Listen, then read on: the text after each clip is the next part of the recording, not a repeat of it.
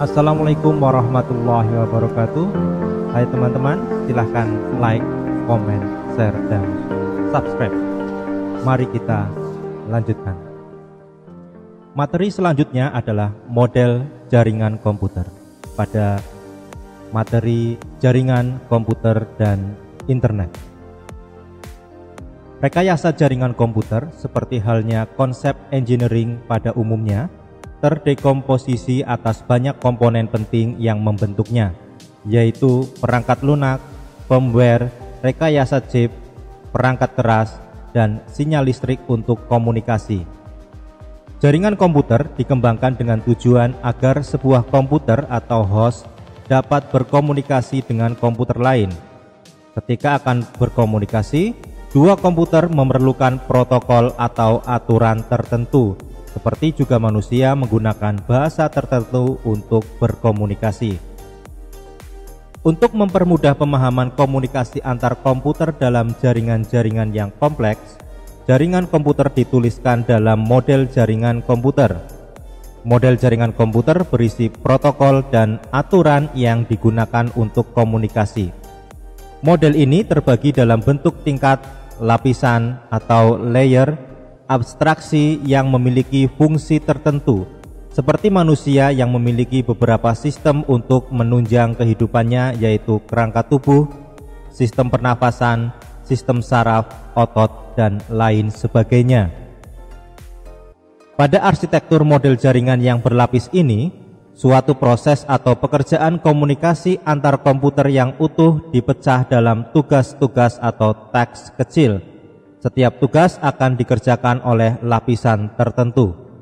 Seperti pada gambar, ada lapisan 1, lapisan 2, lapisan 3. Antara lapisan 1, 2, 3 dan lapisan yang lain ada komunikasi antar lapisan.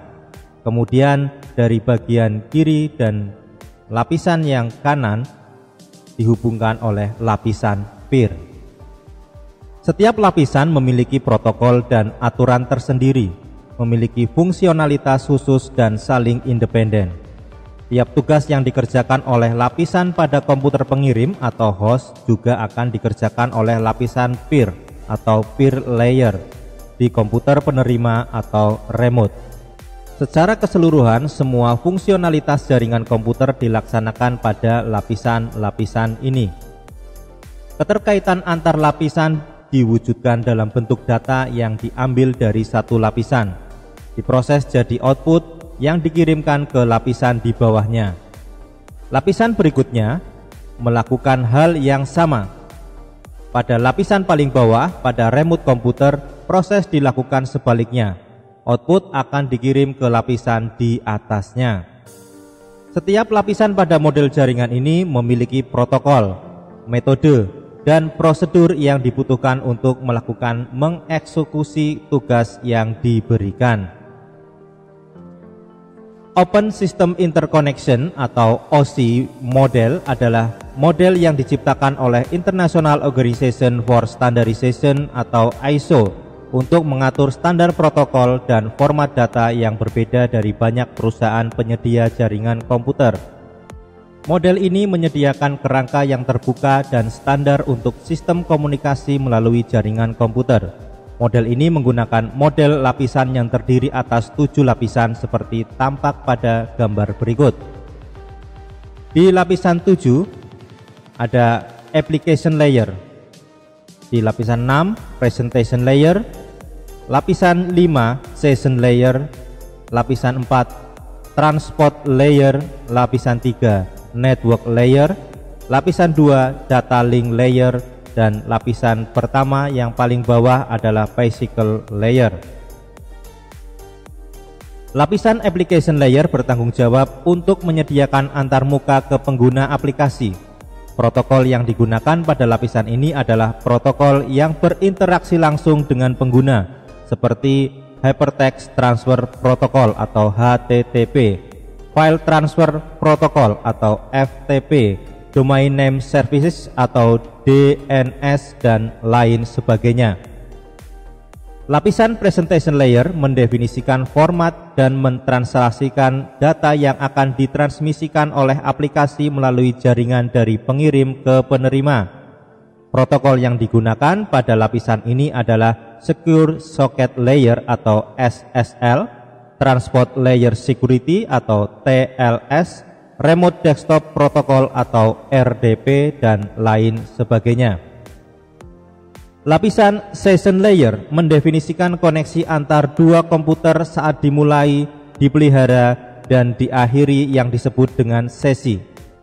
Sebagai contoh, setelah autentikasi pengguna atau kata sandi selesai, komputer jarak jauh mempertahankan sesi ini untuk sementara waktu dan tidak meminta autentikasi lagi dalam rentang waktu tertentu. Contoh protokol pada lapisan ini adalah NetBIOS atau IBM, Point-to-Point Tunneling Protocol atau PPTP, dan lain sebagainya. Lapisan Transport Layer bertanggung jawab untuk pengiriman end-to-end antara pengirim dan penerima, seperti memecah data ke dalam paket-paket data, memberikan nomor urut ke paket-paket tersebut sehingga dapat disusun kembali pada komputer penerima. Selain itu, pada lapisan ini juga diciptakan acknowledgement sebagai penanda sukses tidaknya pengiriman data. Protokol pada lapisan ini adalah User Datagram Protocol atau UDP, Transmission Control Protocol atau TCP. Lapisan ini memiliki kemampuan transfer data yang andal dan transparan antara pengirim dan penerima. Lapisan ini juga melakukan multiplexing, pengendalian aliran, dan error checking data. Lapisan Network Layer bertanggung jawab untuk pengalamatan host, pengirim, dan penerima secara unik pada jaringan. Protokol pada lapisan ini adalah Internet Protocol atau IP yang menciptakan IP address, ARP, ICMP, dan lain sebagainya. Berikutnya, lapisan Data Link Layer bertanggung jawab untuk membaca dan menulis data dari dan ke jalur komunikasi, mengelompokkan data dalam frame, melakukan error checking dan correction, control flow, melakukan pengalamatan perangkat keras atau MAC address. Lapisan ini juga menentukan operasi perangkat jaringan seperti hub, switch, bridge, dan lain sebagainya pada level 2. Protokol pada lapisan ini seperti Point-to-Point Protocol atau PPP, dan lain sebagainya.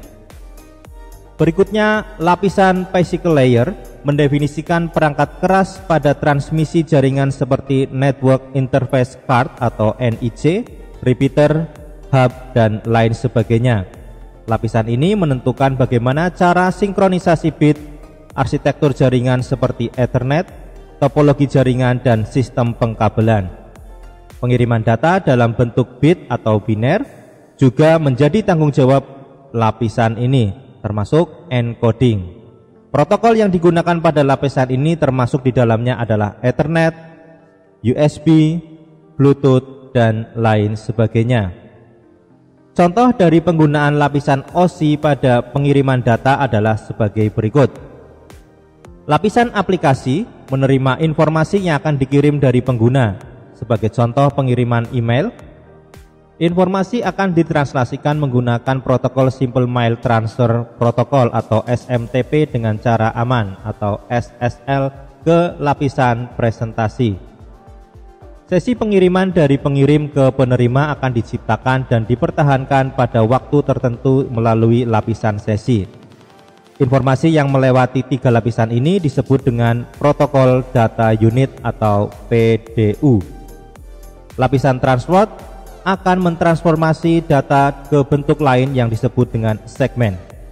Segmen akan ditransformasikan menjadi paket data pada lapisan jaringan. Pada lapisan data link, paket data akan diubah menjadi frame. Frame selanjutnya akan mengalir ke lapisan physical dan diubah menjadi format bit dan ditransmisikan dalam bentuk aliran bit atau bit stream, arus listrik, gelombang elektromagnetik, gelombang cahaya, dan lain sebagainya. Proses transformasi dari satu lapisan ke lapisan berikutnya dilakukan dengan penambahan header khusus dengan proses enkapsulasi yang dilakukan berulang yang kemudian dikirim ke penerima melalui media transmisi pada jaringan. Setelah data sampai di penerima, proses yang terjadi adalah kebalikannya. Bit stream akan diubah menjadi informasi, header akan dibuang satu persatu dari lapisan terbawah ke lapisan di atasnya yang disebut proses de-enkapsulasi. TCP/IP atau Transmission Control Protocol Internet Protocol adalah protokol dan standar komunikasi data yang digunakan pada jaringan internet. Protokol ini merupakan protokol yang paling banyak digunakan. Protokol TCP/IP dikembangkan di awal 1980-an sebagai protokol yang menghubungkan komputer-komputer dan jaringan yang membentuk jaringan internet yang luas atau WAN. TCP/IP membentuk jaringan terbuka dan independen terhadap mekanisme transport jaringan fisik yang digunakan. TCP/IP menggunakan pengalamatan sederhana yang dinamakan IP address yang dapat menghubungkan jutaan komputer dengan sistem yang heterogen seperti Windows, Unix, Linux, dan lain-lain. Protokol TCP/IP merupakan kumpulan protokol atau protokol switch yang terdiri atas banyak protokol yang didukung perangkat lunak yang biasa disebut TCP/IP stack. Keunggulan TCP/IP adalah standar protokol yang terbuka sehingga tersedia secara bebas dan dikembangkan independen terhadap perangkat keras komputer maupun sistem operasi apapun. Karena didukung secara meluas, TCP/IP sangat ideal untuk menyatukan berbagai macam perangkat keras dan perangkat lunak walaupun tidak berkomunikasi lewat internet. Contoh dari penggunaan cara kerja TCP/IP adalah pengiriman data antar komputer. Pengiriman dan penerima dalam suatu jaringan yang memiliki banyak komputer diperlukan alamat tujuan dan perantara untuk perjalanan bit stream yang akan dikirimkan. Internet protokol atau IP akan menjamin data sampai ke tempat tujuan secara aman dan tepat. Saat seseorang pengguna internet mengirimkan data ke komputer lain, protokol TCP/IP mulai diikuti. TCP membagi data menjadi paket-paket data kecil, menambahkan beberapa informasi untuk error checking, dan IP menambahkan label yang berisikan informasi alamat pada paket tersebut.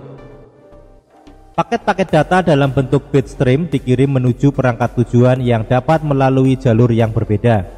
Perangkat perantara seperti router dapat digunakan untuk mencari jalur tercepat menuju perangkat tujuan. Router juga digunakan untuk membantu peraturan beban lalu lintas jaringan sehingga beban dapat terbagi rata. Saat paket-paket data dengan TCP/IP sampai pada perangkat tujuan, alamat IP akan dibuka dari daftar pengiriman. Paket data akan disusun kembali sesuai dengan urutan jika paket data tidak korup. Saat perangkat penerima mengetahui ada data yang korup, perangkat akan meminta kiriman data ulang. Pada TCP/IP juga terdapat perangkat khusus yang disebut gateway yang memungkinkan berbagai tipe jaringan berkomunikasi dengan internet. Internet menjadi jaringan global. Demikian tadi materi model jaringan komputer pada bab jaringan komputer dan internet. Terima kasih. Semoga bermanfaat. Selamat belajar dan tetap semangat.